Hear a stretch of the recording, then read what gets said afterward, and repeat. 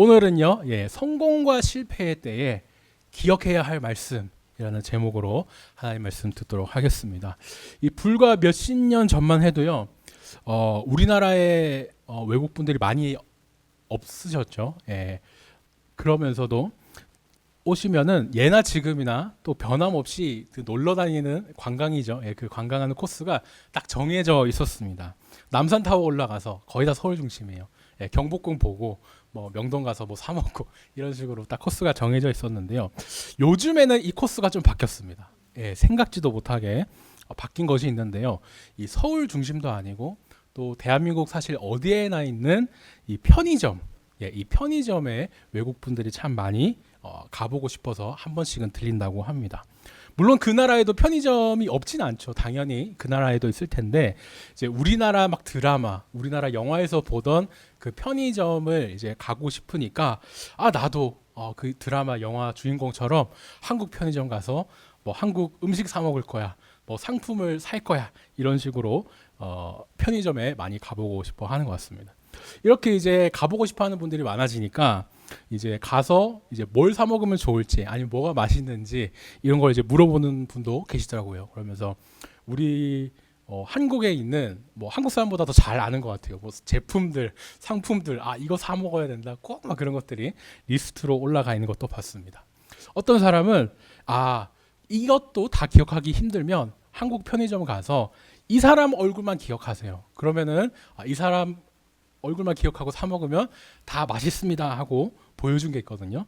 그게 바로 이 백종원 씨, 이 사진이 잘 보일지 모르겠는데 이 백종원 씨 사진이었습니다. 이걸 보면서 제가 이 백종원 씨가 외국인들한테도 이제 알려줬구나 생각을 했습니다. 본인은 이제 백종원 씨 본인은 나는 요리사 아닙니다. 나는 장사꾼입니다. 이렇게 또 겸손하게 얘기를 하지만 여전히 이제 많은 사람들이 이 백종원 씨 하면 많은 사람에게 두루두루 좀 입맛에 맞는 음식 잘한다 이 생각을 하는 것 같아요. 그러다 보니까 이제 외국인들에게까지 추천이 되는 것이죠. 근데 또 뭐 인터넷에 다른 글을 보니까 꼭 그렇지만은 아닌 것 같아요. 어떤 사람이 이제 백종원 씨 이 요리법대로 요리를 했는데 너무 별로라고 이렇게 글이 하나 올라왔습니다. 백종원 씨 그것대로 하면 다 맛있다던데 거짓말이라고. 자기가 간장국수 그 요리법을 보고 따라해봤는데 맛이 하나도 없다고 실망이라고 그렇게 올라왔습니다. 근데 그게 또 보니까 반전이 있었어요. 뭡니까? 이 사람이 집에 진간장을 넣어야 되는데 진간장이 없어서 국간장을 넣었답니다. 여기서 이제 아시는 분들은 아실 텐데 또 이상한 것이 양파는 자기가 싫어하니까 분명히 백종원 씨가 양파를 넣으라고 한 양이 있는데 뭐 반만 넣고 아니면 뭐 빼버리고 국수면으로 삶아야 되는데 집에 스파게티 면밖에 없어서 스파게티 면으로 삶고 이런 식으로 자기 마음대로 했다는 것입니다. 문제점이 아시겠죠? 사람들이 그러니까 맛이 없지. 당신 마음대로 했으면서 그 왜 백종원 그 요리법을 탓하냐 이런 식으로 또 댓글이 달렸던 것을 제가 봤습니다. 자신이 그죠? 요리법 적힌 대로 요리하지 않았으면서 백종원 씨를 탓하는 거 이게 참 웃음이 나는데요. 이렇게 이제 어이없는 그런 일이 또 생각해 보면 우리 삶에서도 얼마든지 일어날 수가 있습니다. 하나님이 알려주신 방법 또 그 말씀이 있는데 그 말씀대로 믿고 따르는 게 아니죠. 내 마음대로 조금 타협을 합니다. 그러면서 이거는 좀 이렇게 저거는 저렇게 이렇게 적당히 이제 바꾸면서 사는 것이죠. 그래놓고 어떻게 하나님 탓을 합니다.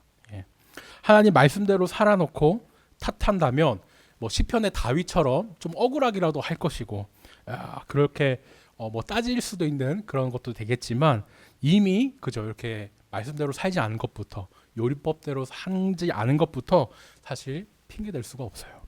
저희는 이제 오늘 이제 여호수아 말씀을 보면서 오늘 이스라엘 백성들은 그러면 하나님 말씀해 주신 그대로 살았을까? 아닐까? 이것을 좀 눈여겨 보면 좋겠습니다. 학생들이 이제 공부할 때 보면요, 늘 교과서나 이런 문제집에 모범 답안이 있어요. 이렇게 풀면 됩니다. 이렇게 보여주고 나서 그 다음 이제 응용된 문제들을 이렇게 이제 풀게 하죠.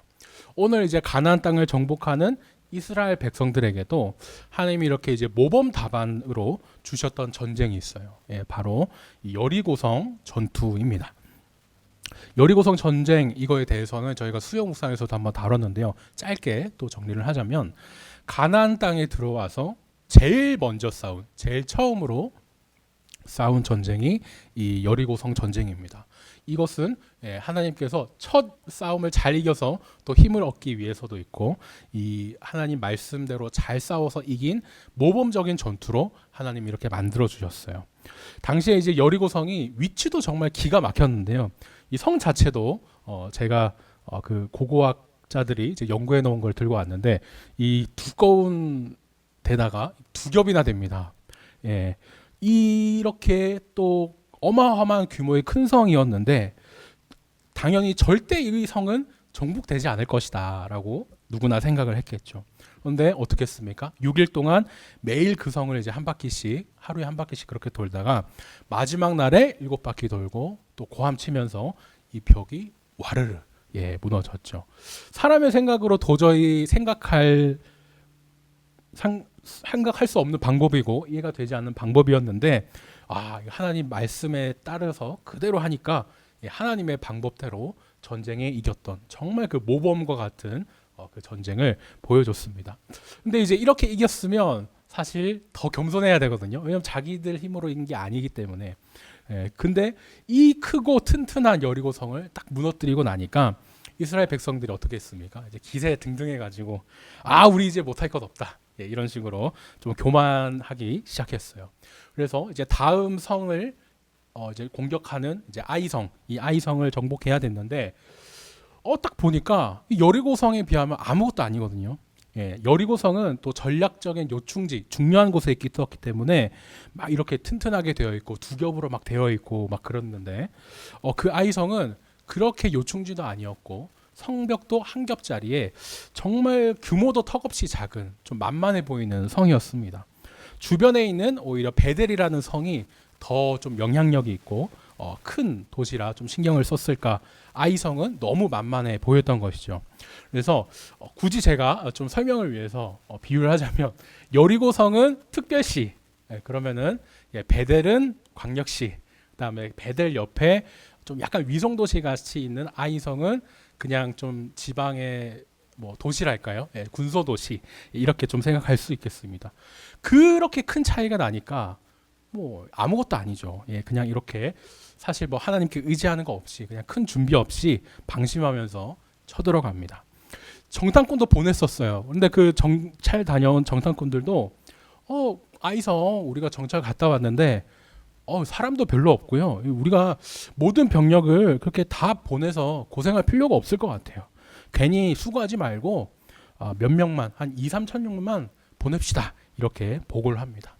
이제 여호수아도 그렇고 백성들도 그렇고 이거 당연히 이건 우리가 이길 수밖에 없는 전쟁이야 생각하면서 이렇게 전쟁에 나갔어요. 하나님께 물어보거나 뭐 이스라엘의 죄가 있거나 뭐 그런 걸 돌아보지도 않고 그냥 이제 당연히 이길 거니까 뭐 늘 그랬으니까 그렇게 생각하면서 아이성에 이제 쳐들어 갑니다.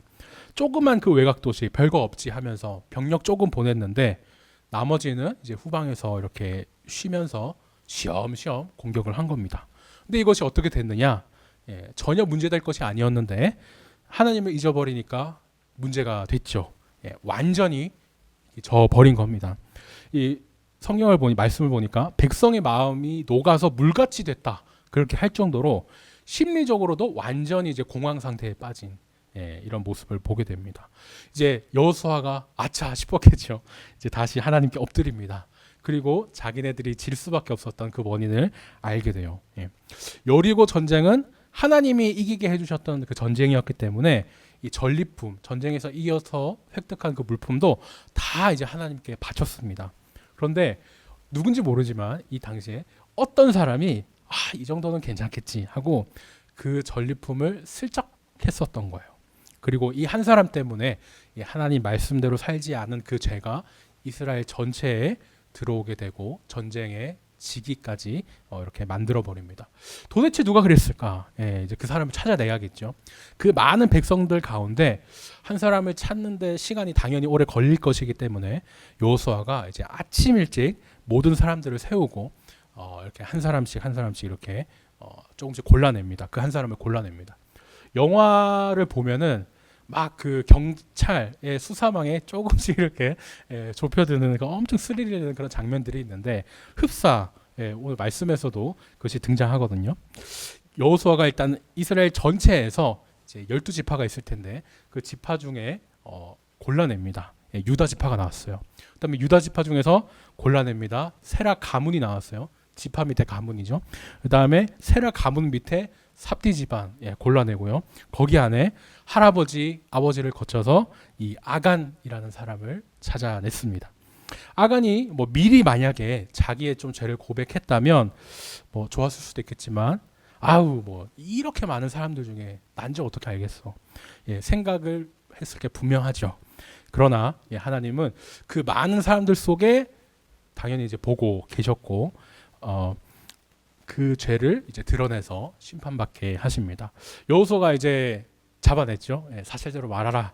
이렇게 얘기를 하니까 그제서야 사실 다 드러났는데 자기 이제 죄를 인정하고 자기가 뭐 전리품을 훔쳤고 그런 죄를 지었으며 어디에 숨겨 놓았는지 그 위치도 말하게 됩니다. 지금으로 치자면 이제 자기 집이라고 하겠죠. 장막에 숨겼습니다. 거기에 이제 고급 외투, 금덩이, 은 이런 것들이 이제 나왔어요. 이걸 당시 노동자가 평생을 일하며 벌 수 있는 금액이라고 하는데 한탕을 챙겼다 생각해도 좋겠습니다.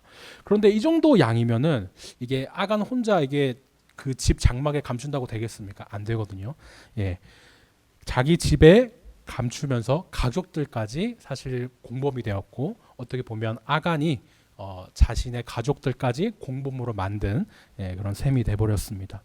그렇게 어떻게 해요? 이 한 사람의 죄 때문에 온 가족이 심판을 받게 되고 이스라엘 전체가 전쟁에 져서 죽은 사람까지 생기게 된 것이죠.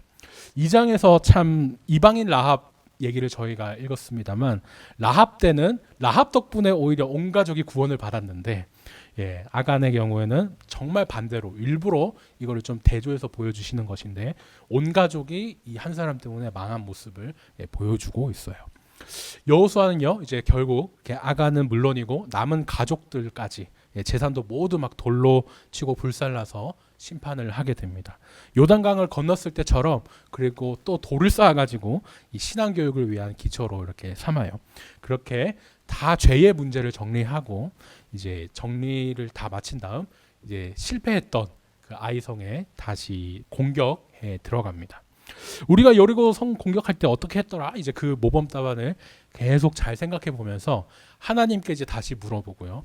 하나님이 시키는 대로 하면 되겠다 생각을 하죠. 아간 한 사람 때문에 이제 죄가 들어왔으니 이제 그 죄를 없앴고 처음부터 다시 시작합니다. 여호수아 백성들 모두 이제 각오를 새로 다지고 들어가요. 근데 이 아무것도 아닌 그 시골 외곽 도시인 아이성이지만 이미 실패한 적이 있잖아요. 겁이 납니다. 사람이기 때문에. 누구나 그렇죠. 한 번 거절당하거나 실패하는 기억이 있다면 이후에 그 똑같은 것을 마주했을 때 내가 잘해낼 수 있는, 이길 수 있는 역량이 되어도 이 그 트라우마 때문에 엄청 이제 두렵거든요.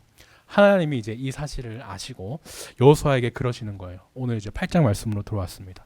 죄를 없애고 이제 처음과 같이 돌아온 그 여호수아에게 하나님이 이제 처음과 같이 다시 한번 또 용기를 주십니다. 1장에서처럼 두려워하지 말고 놀라지 마라 그 말씀을 해주시면서 싸우기 전인데 이미 아이성을 너에게 줬다. 이렇게 승리를 이제 선포하시는 거죠. 여리고성 공격할 때도 그랬는데 정말 회복되고 그때와 똑같은 모습이 보이게 됩니다. 그런데 이 여리고성과 비슷하지만 이번 그 아이성 전투에는 좀 달라진 면이 두 가지가 있어요. 뭐냐? 첫 번째는 그때는 전리품을 가지지 말라 그랬거든요. 다 하나님께 드려야 된다고. 왜냐하면 전쟁은 하나님이 이기게 해주셨기 때문에 온전히 전리품 다 하나님께 드려야 된다 이렇게 얘기를 했는데 뭐 갑자기 그 몰래 훔친 아간을 보고 마음이 바뀌셨는지 모르겠지만 아니겠죠. 하나님의 원래 더 생각하신 대로 전리품을 이번 전투부터는 이스라엘 백성들이 가질 수 있게 해줍니다. 하나님은 원래부터 그죠? 첫째 그 전쟁이니까 첫 번째만 좀 구별하여서 다 하나님께 드리게 하시고 그 다음부터 백성들에게 원래부터 이렇게 좀 가질 수 있게 하실 계획이셨어요. 예. 아간이 여리고 성 때 조금만 좀 참았어도 이 조금만 그 훔치려던 욕심을 눌렀어도 그렇게 의미 없게 죽진 않았을 텐데 오히려 살아서 이 둘째부터 주시는 이 전리품을 잘 가질 수 있었을 텐데 참 이 아쉬운 모습을 저희가 보게 됩니다. 또 두 번째로 이제 다른 점이 있다면요. 여리고 성 전투 때와 다르게 싸우는 방법이 사람 중심으로 좀 되어 있습니다. 막 전략이나 뭐 준비하는 내용 이런 것들이 정말 자세하게 기록이 되어 있어요. 하나님은요, 늘 하나님만 하실 수 있는 일을 하세요. 그게 바로 기적이죠. 근데 많은 경우 사람이 할 수 있는 일은 사람을 통해 하십니다. 여리고 때와 다르게 이제 이번에는 이 8장에서 길게 어떻게 전쟁 준비하고 어떻게 시작하고 뭐 어떻게 반격하고 이런 과정을 다 알려주시는데요. 이 과정을 보면은 또 평범합니다. 이순신 장군께서 이제 임진왜란 때 후퇴하는 그 외선들 이것들을 후퇴하는 척 이제 이순신 장군이 이제 후퇴하는 척 이렇게 왜군을 유인했다가 이제 매복한 조선군이 딱 나타나가지고 이제 방심한 왜군을 막 쳐가지고 이제 승리하는 그런 전술을 많이 보게 되는데요. 전 세계 어디서나 사실 많이 쓰이는 전략이 이 매복, 숨어 있다가 짠 나타나서 이제 뒤에서 공격하는 그런 모습이겠습니다. 이스라엘도 똑같았어요. 군대를 이제 좀 나눠 가지고요.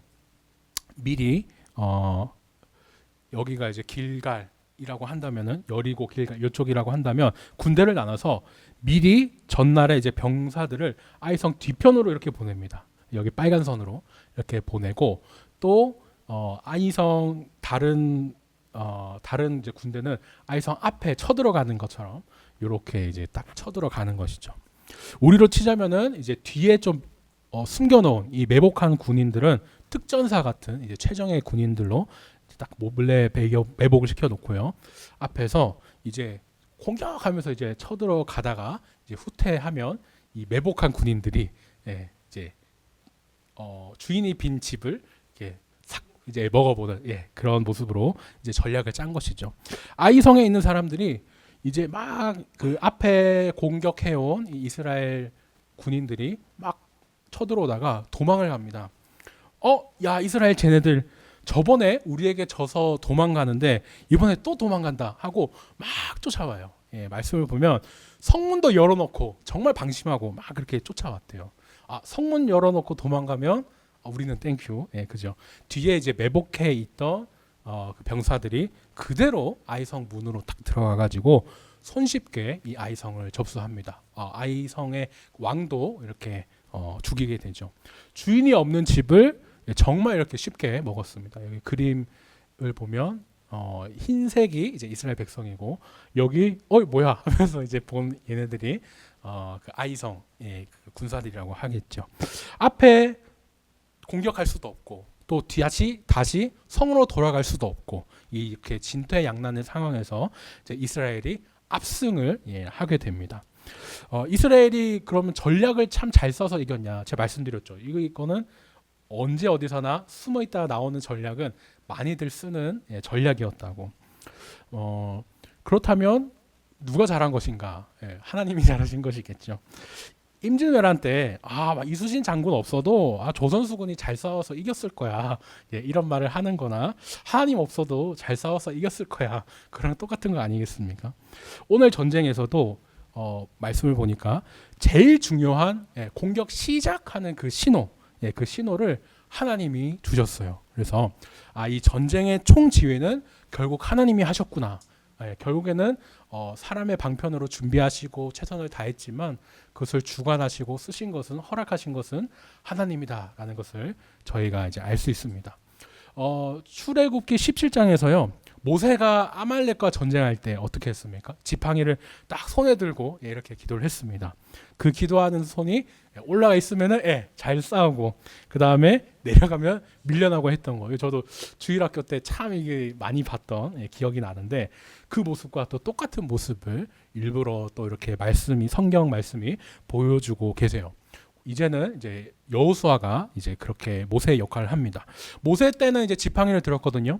근데 여호수아 때는 이 단창을 이제 들었습니다.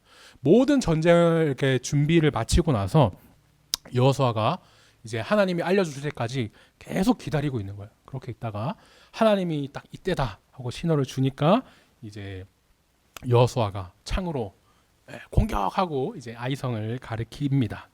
사람이 준비하고 사람이 한 일이지만 아무리 전략을 잘 썼다 하더라도 결국에는 하나님의 허락이랄까요? 그 결정적으로 하신 일 덕분에 이렇게 승리할 수 있었던 거죠. 여리고 성을 통해서 이제 하나님은 너희가 이제 가나안 땅에서 싸울 때 이렇게 싸우면 돼. 나를 믿고 내가 알려주는 대로만 하면 돼. 이렇게 모범 답안을 주셨습니다. 그 답안대로 그저 정말 싸울 때는 이겼고 아닐 때는 첫 번째 아이성 쳐들어갈 때처럼 방심하고 또 교만해서 도저히 질 수가 없는 전쟁이라 생각했는데 철저하게 이제 져버렸죠. 그런데 다시 또 죄를 없애고 하나님 앞에 나아갈 때는 철저하게 완벽하게 이렇게 승리를 하게 됩니다. 이렇게 이제 모범 답안이 있고 그렇게 하지 않아서 실패했지만 결국 성공하는 이 큰 상황 안에서 저희가 또 본문을 볼 때 오늘 말씀을 제대로 잘 이해할 수 있거든요. 이스라엘이 이제 요단강을 건너가지고 가나안 땅으로 이렇게 들어왔습니다. 이제는 계속 이제 땅을 가져와야 되기 때문에 정복해야 되기 때문에 전쟁 중인 상황인 것이죠. 어떤 나라이든 미국도 그랬고 전쟁 중에는 나라의 모든 상황이 이 전쟁에 집중합니다. 다른 거는 좀 도외시되고 중요하지 않게 봐여지면서 전쟁에 다 이게 집중이 되는데요. 오늘 이스라엘도 다시 이제 하나님 말씀대로 따라서 승리를 하긴 했어요. 하지만 여전히 이렇게 전쟁 중인 상황입니다. 근데 이스라엘 백성들이 엉뚱하게 계속 지금도 전쟁 중인데 전쟁만 좀 생각해도 될까 말까 하는데 이 엉뚱하게 바로 이기자마자 하는 일이 있어요. 뭐냐? 바로 예배드리러 가는 일입니다. 전쟁 중에 지금 언제 누가 어디서 막 쳐들어올지 몰라요. 그래서 엄청 조심히 움직입니다. 그런데 지금 예배드리러 가고 있습니다. 그것도 꽤나 먼 거리로 동선이 꺼이는데도 예배를 드리러 가는 거예요. 여기에서 이제 군사를 출발해서 매복시키고 공격하고 했던 전장이 여기였는데 이제 다른 곳으로 이제 전쟁을 준비하거나 한 것이 아니라 갑자기 뜬금없이 위로 북쪽으로 올라가서 이 그림심산과 에발산으로 향하게 됩니다. 오늘 말씀에도 이 두 산이 이제 등장을 했죠. 이스라엘 백성들이 이 아이성 전쟁에서 이겼기 때문에 당연히 지금 백성들은 아이성에 있어요.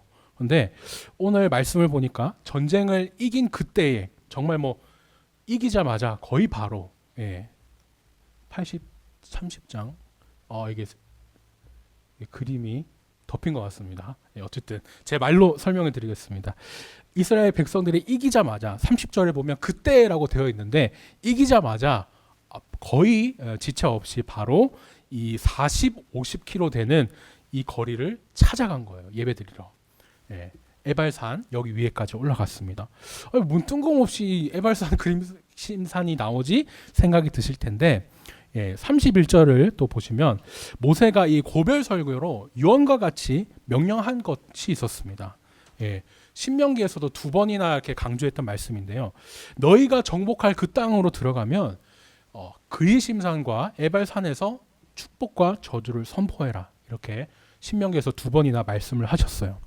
그렇게 이제 하나님이 이제 모세의 유언으로서 주신 그 하나님 말씀을 여호수아가 이제 지킬 수 있을 때가 됐으니까 아이성을 정복했고 이제 우리가 예배 드리러 갈 수 있는 그런 상황이 됐으니까 전쟁 중에도 불구하고 우리가 말씀을 지키러 올라가겠다 해서 이 그리심산 에발산까지 올라간 겁니다. 아이성이 이제 길목에 딱 있지 않습니까? 그래서 아이성을 정복해야만 이 예배를 드리러 가는 그 말씀을 지킬 수 있었기 때문에 말씀을 지킬 수 있게 되자마자 거의 바로 이곳에 가서 예배를 드렸다 이렇게 생각하면 좋겠습니다. 아니 근데 왜 또 그러면은 하필 이곳입니까? 생각이 들어요. 그리심산은요 850m 그 다음에 에발산은 940m 정도 됩니다. 한라산의 반 정도 높이밖에 안 되는 정말 어떻게 보면 우리 한국 사람들이 봤을 때는 낮은 산이라고 할 수 있는데 이 두 산은요 늘 세트로 많이 등장하고 볼 때도 같이 이렇게 세트로 보는 것이 좋습니다. 여기 이제 이렇게 넓게 본 또 지도가 있는데 사진도 제가 이렇게 들고 왔습니다. 보시면 어떠세요? 이렇게 딱 맞닿아 있지 않습니까? 예. 그리고 그 중간에는 많이 들어보셨을 텐데 이 세겜이라는 중요한 땅이 있습니다. 아브라함이요 가나안 땅에 들어와 가지고 제일 처음 제단을 쌓았을 때 그곳이 바로 이 세겜이거든요. 예. 와서 나중에 야곱도 이 세겜에서 이거 우리 조상 아브라함이 제단 쌓았던 곳인데 하면서 너무나 중요한 곳이거든요.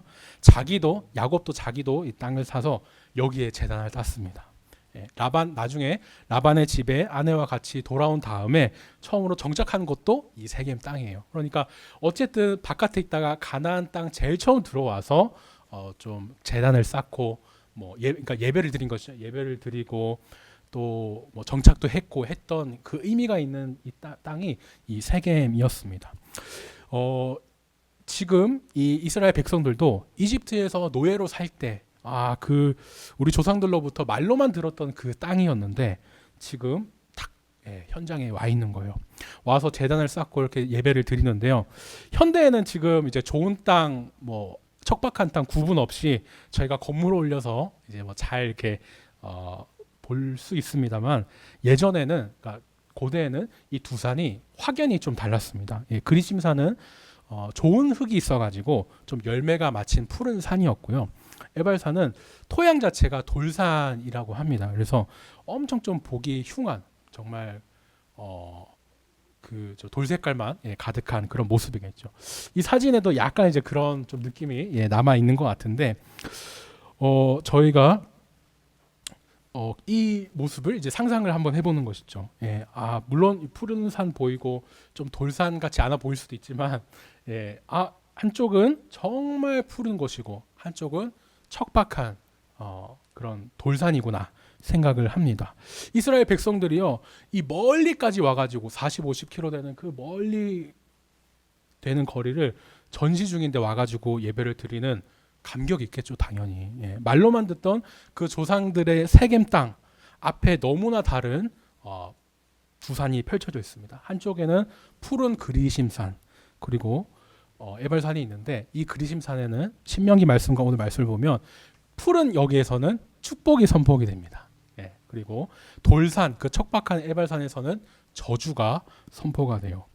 대놓고 눈으로 딱 보면서 알 수 있게 하나님이 말씀해 주신 거죠. 내 말을 잘 듣고 따르면 축복, 아니면 이 돌산과 같이 이제 저주, 이렇게 말씀을 정말 시각적으로도 효과적으로 이렇게 주신 겁니다. 여호수아가 신명기가 말씀 그대로 한 것이 이제 그대로 저희 말씀에서도 이제 확인을 할 수가 있는데요. 성인 남자뿐만 아니라 이제 여성과 아이들은 물론이고 하나님을 믿는 외국인, 이방인, 그러니까 이스라엘 공동체 안에 들어와서 살고 있던 이방인까지 모두 함께 그렇게 말씀을 듣고 예배를 드렸습니다. 당시에 이제 축복을 하는 곳에서 지파가 이제 반반 나눠가지고 그리심산 쪽에서 축복의 말씀 한 번 읽으면 그 다음에 다른 이제 6지파가 저주의 말씀 에발산에서 읽고 이렇게 번갈아가면서 말씀을 이제 낭독을 했다고 해요. 누군가는요, 이 전쟁이라는 급박한 순간에 전쟁이 지금 최우선인데 지금 무슨 지금 동선 당 끊기게 저 멀리까지 가서 예배를 드리냐 그랬을지도 모릅니다. 가다가 습격당하면 어떡할 거예요. 다음 쳐들어가는 곳에 미리 좀 이렇게 수경을 하다가 거기서 좀 대충 하면 안 되겠습니까? 이렇게 얘기를 했을지도 몰라요. 그런데 하지만 여호수아 이스라엘 백성들은 오히려 승리하고 또 성공한 그때이기 때문에 잊지 않고 이 말씀을 지키러 예배드리러 갔습니다. 아이성 전쟁을 하면서 하나님 말씀대로 해야 된다, 그 사실을 너무나 뼈저리게 이제 느꼈기 때문에 그렇게 했겠죠. 그 말씀을 이제 지키기 위해서 한 사람도 빠짐없이 이제 땅을 정복할 때는 죽여서 하나님께 희생제물로 바치기도 한 것이겠죠. 지금 우리 시대 보면요, 막 그렇게 아이성 저희가 다 다루진 못했지만 여리고 성도 그렇고 아이성에서도 그렇고 막 왕을 나무에 막 매달고 모든 사람을 죽이고 이것이 좀 참 너무 잔인하다 이렇게 현대인 우리는 그런 생각이 들어요. 그런데 이 세겜 땅이요, 이렇게 좀 제가 표현이 조심스러운데 야곱의 딸 그 디나가 그 성폭행을 당한 것도 이곳이거든요. 그러니까 당시에 그 지금 우리 상황만 볼 것이 아니라 이스라엘 상황을 볼 것이 아니라 가나안 사람들이 얼마나 악했었는가, 또 조상들에게 얼마나 나쁘게 굴었는가, 그것을 저희가 또 잘 기억을 해야겠습니다. 하나님은 당시에 가나안 사람들을 심판하겠다 할 때 아직 때가 차지 않았다라고 이렇게 얘기를 했는데, 오늘 이제 때가 찼기 때문에 이 원한과 하늘, 그러니까 조상들의 원한과 하늘 갚을 수 있게 또 이렇게 해주신 것이죠. 또 원래 그 땅이 아브라함에게 주어진 땅이었다는 그 사실도 저희가 또 잊지 말고 기억을 해야 되겠습니다. 제가 그 중국에 단기 선교를 간 적이 있는데요. 뭐 초등학교 때 엄청 뭐 4, 5, 6학년 그때쯤 간 것 같습니다. 그때 이제 현지 사람들과 같이 제일 싼 좌석에 앉았어요. 의자도 딱딱하고 뭐 에어컨은 당연히 없고요. 뭐 선풍기 두세 대가 다였던 그 것만 그 칸에 이제 24시간 타고 이제 기차 타고 중국을 횡단했던 기억이 납니다. 2000년대 초 북경올림픽 전이기 때문에 아마 지금은 훨씬 너무 좋아졌겠지만, 당시 이제 제가 다닐 때는 아무래도 좀 우리나라보다 이제 뒤처져 있는 그런 느낌이 많이 들었던 것 같아요. 또 사회주의, 공산주의 그런 문화도 많이 남아 있었죠. 제가 기차를 타면서 이제 많이 놀랬던 것 중에 하나가 바로 입석하신 분들이 내 자리를 뺏어 앉는다는 거예요. 뭐냐면 저도 이제 잠깐 이제 화장실 갔다 온다고 자리를 비웠는데 제 자리에 다른 분이 앉아 있는 거예요. 그때 뭐 중국어, 뭐 영어 이런 거 할 수 있는 게 아니라 막 울 것 같이 막 그렇게 이제 서 있었는데, 옆에 이제 다른 중국 분이 막 이제 뭐 외국인한테 뭐 너 그러지 마라 뭐 그런 식으로 얘기를 해주신 것 같아요. 해가지고 다시 제자리 찾아서 이제 앉아서 갔던 기억들이 납니다. 참 내 자리를 아니면 내 것을 뺏겼다는 그것이 참 당황스럽기도 하고 이렇게 어이없기도 한데요. 물론 우리나라에서도 뭐 이런 남의 자리에 내 자리에 남이 앉아 있는 이런 일은 많이 일어납니다. KTX 같은 경우도 무임승차한 분들한테는 원래 기차값의 그 30배를 물어낸다고 해요. 가나안 땅을 뺏긴 이 이스라엘 백성들도 지금 현대의 눈과 같이 내 자리에 앉아 있는 사람이 승무원이 와가지고 쫓아냈다고 할까요? 아니면 이제 벌금을 물리고 기차에서 내리게 하는 그런 상황과 같다라고 저희가 생각하면 좋겠습니다. 그러니까 잘못을 한 그 무임승차한 사람이 나쁜 것이지, 승무원은 오히려 정의롭게 자기 할 일을 한 것이지 않습니까? 오히려 그렇기 때문에 법을 잘 지킨 것이고 공정하게 사회가 돌아가는 것인데, 마치 그것과 같이 저희가 오늘 우리 현대인의 눈이 아니라 이 고대의 상황을 잘 이해했으면 좋겠습니다. 제가 말씀을 정리하겠습니다. 이스라엘 백성들은요, 여리고 전쟁에서 이 하나님 덕분에 이겼다는 사실을 잊었어요. 그리고 방심해서 죄를 지었습니다. 그 죄 때문에 지려고 해도 질 수도 없는 그런 아이성 전쟁에서 완전히 패배를 해버렸죠. 그런데 다시 하나님을 또 찾으면서 바뀌게 됩니다. 우리 안에 죄가 있었구나, 그 사실도 깨닫고요, 죄를 이제 없앱니다. 그렇게 두 번째에는 이제 아이성 전투에서 완벽한 승리를 이제 얻게 되죠. 아간이라는 그 한 사람 죄 때문에요, 이스라엘 전체 죄가 들어온 죄가 그 결과가 너무나 큰 것 같아요.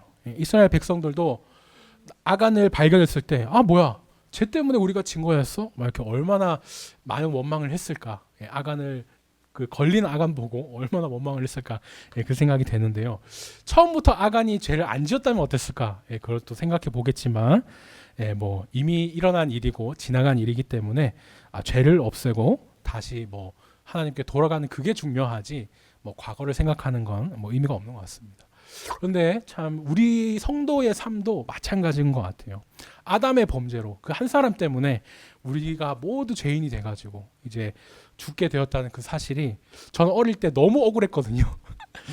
내가 왜 그 아담 이 사람 때문에, 창세기 맨 앞에 보는 그 사람 때문에 내가 죄인이 되어야 돼. 나 그렇게 착하게 사는데, 아담이 죄만 안 지었어도 내가 주일날 예배 안 드리고 딴 데 갈 수도 있는데 초등학생 때 철없는 막 그런 생각을 하기도 했거든요. 근데 나중에 이제 제가 더 큰 진리를 이제 알았죠. 예. 아담 한 사람 때문에 죄가 들어왔다는 그거 원망하는 것보다 예수님 한 분 덕분에 내 죄가 없어졌다는 것, 세상이 구원을 받게 했다는 것, 그걸 더 중요하게 생각해야겠구나, 이거를 제가 깨닫게 됐습니다. 제가 오늘 이제 이스라엘 백성들이 그 먼 세겜 땅까지 가가지고 하나님 믿고 따르면 그리심의 푸른 산 같이 축복받을 것이고, 아니면 저주를 받아서 이 에발산 돌산과 같이 같아지겠다라고 그 축복과 저주의 말씀을 들었던 걸 기억합니다. 이스라엘 백성들은요, 앞으로 정말 그러면 하나님 말씀대로 이 축복을 받았을까 아니면 저주를 받았을까? 그것은 저희가 또 여호수아를 더 묵상하면서 읽다 보면 알게 되겠죠.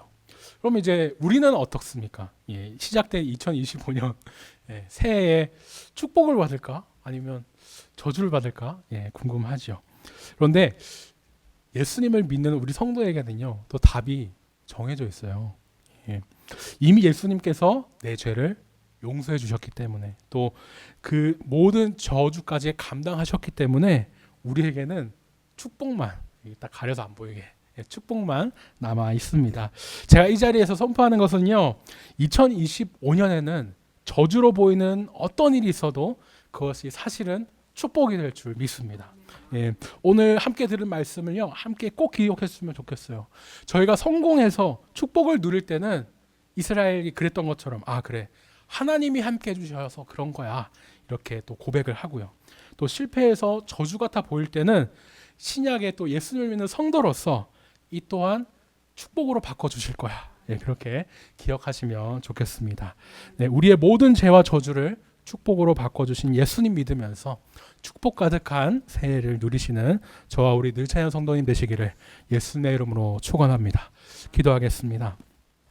사랑의 하나님, 오늘은 저희가 성공과 실패의 때에 기억해야 할 말씀이라는 제목으로 하나님의 말씀을 들었습니다. 여리고성과 아이성을 정복하며 이스라엘 백성들은 하나님을 믿고 하나님 말씀대로 따라야만 이기는구나 사실을 깨달았습니다. 그랬기에 전쟁 중이라는 그 정신없는 급한 상황에도 먼 거리까지 찾아가서 하나님이 모세를 통해 명령하신 대로 축복과 저주의 말씀 읽고 예배를 드렸습니다. 주님, 우리 또한 그 어떠한 상황에도 하나님의 말씀을 믿고 따르길 원합니다. 이번 새해 2025년에는 성공하는 순간도 있고 분명히 실패하는 순간도 있을 것입니다. 성공의 때는 지금 이 축복이 하나님 덕분이야, 이 사실을 잘 기억하게 하여 주시고, 실패할 때는 예수님이 나의 모든 죄와 죄를 감당해 주신 것을 기억하면서 이 또한 축복으로 바꾸어 주실 것이라 믿고 잘 이겨내게 해주세요. 나의 죄와 모든 저주를 복으로 바꿔주신 예수님 이름으로 기도드렸습니다. 아멘. 지금은 우리 주 예수 그리스도의 은혜와 하나님 아버지의 극진하신 사랑과 성령님의 감화감동, 내주 역사 충만하신 위로가 예수님께서 저주를 축복으로 바꾸심을 믿는 우리 늘찬양 성도 머리머리 위에 이제부터 영원까지 함께 있을지어다. 아멘.